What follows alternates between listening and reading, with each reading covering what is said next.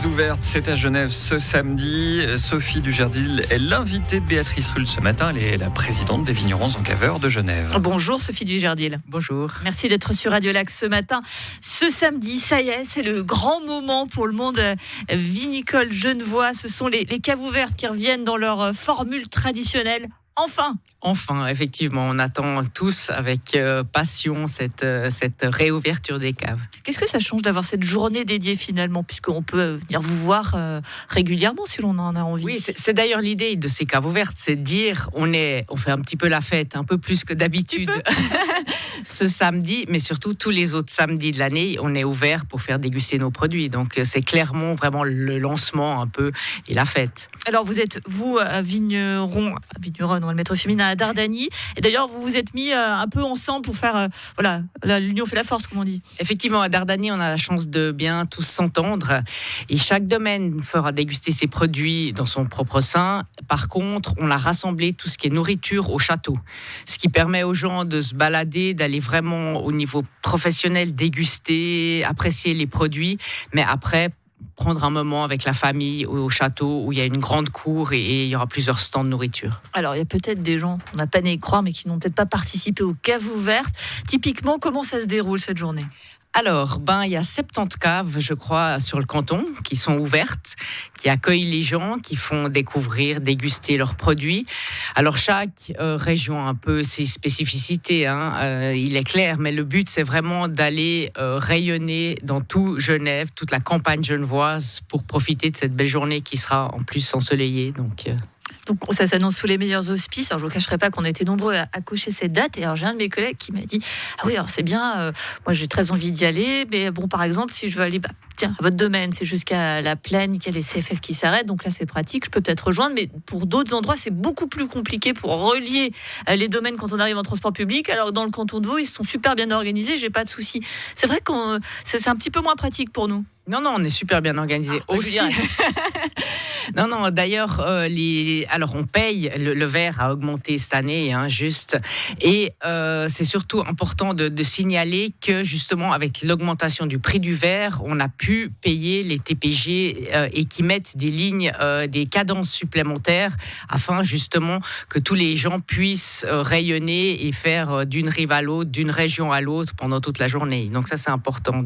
Vraiment, les TPG sont vraiment avec nous. C'est les vignerons qui payons cette prestation, mais c'est vraiment très bien relié.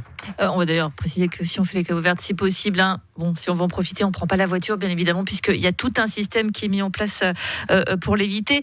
Ces caves ouvertes reviennent après ces 2 années de pandémie. Comment se porte ce monde viticole à Genève ? On respire, on va de mieux en mieux, je dirais. C'est clair que ces 2 années ont été vraiment une dure période pour nous, comme beaucoup de PME. Là, on retrouve le sourire, la restauration repart aussi. Donc, et les gens ont envie de venir se balader, ont envie de venir découvrir, redécouvrir, simplement se balader sur les campagnes genevoises. Et puis ça fait vraiment plaisir. Les gens attendent, effectivement. Ils nous ont demandé la date depuis pas mal de temps déjà. Donc, c'est aussi agendé pour pas mal de personnes, je pense, sur Genève. Oui, parce qu'on va préciser peut-être que pour les gens qui nous écoutent, ils disent je comprends pas, je continue d'acheter mon vin. En quoi est-ce qu'ils ont été impactés? Mais vous vendez beaucoup aux restaurateurs, aux professionnels. C'est une part très importante de votre business. Oui, mais justement, avec cette pandémie, on a vu qu'il fallait vraiment se diversifier un maximum et puis prendre tous les gens qui sont heureux avec nos produits. Donc, on fait vraiment pas de clivage.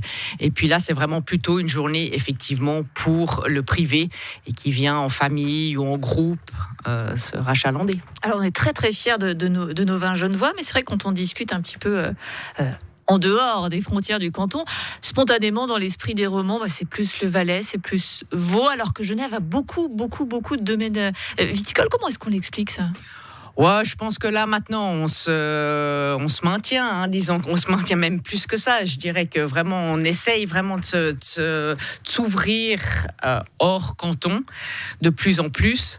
Et puis, c'est vrai que les Valaisans ont quand même une renommée et une histoire peut-être un peu plus importante que la nôtre, mais on y travaille jour après jour pour qu'on puisse rivaliser avec les autres cantons romans. Ce qui nous amène forcément au millésime 2021 qui vient juste de sortir. Comment est-ce qu'il est?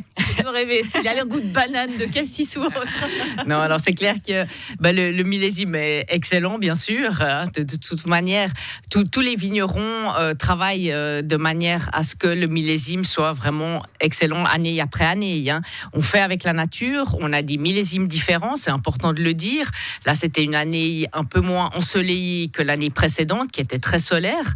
Par contre, on a une belle fraîcheur sur les arômes très frais, une belle vivacité aussi. Donc, c'est vraiment un millésime qui va passer les années, mais qui se boit déjà très bien à l'heure actuelle. Ce que vous le dites vous-même, il y a ce fameux réchauffement climatique, c'est aussi des conséquences pour les cultures ici. Est-ce que vous sentez que votre vin se modifie avec ce changement climatique? C'est plus exactement le même que vous faisiez il y a une dizaine d'années, par exemple. Donc clairement, mais en plus, il faut vraiment le dire, c'est que chaque millésime est différent. Et c'est ça qui est important, que les gens comprennent. Mais nous, on a aussi plaisir à travailler des millésimes différents. Là, on passe vraiment un peu d'une extrême à l'autre. 2020, c'était très ensoleillé. 2021, le millésime était plus frais. Par contre, on a eu un bel été, une fin d'été qui était assez ensoleillée, qui a permis quand même de bien mûrir les raisins. Donc vraiment, on ne fait pas du coca. On fait vraiment des vins. On a beaucoup de cépages différents. On a des modes de vinification très différentes et on s'adapte en fonction justement de ce que la nature nous donne. Le vin, c'est pas du coca, on l'aura bien compris. Merci beaucoup Sophie Dujardil, présidente des vignerons en Caveur Genevois. Et donc ce samedi, les caves ouvertes à Genève, venez nombreux, prenez les transports publics pour bien en profiter. Merci à vous. Merci et bienvenue.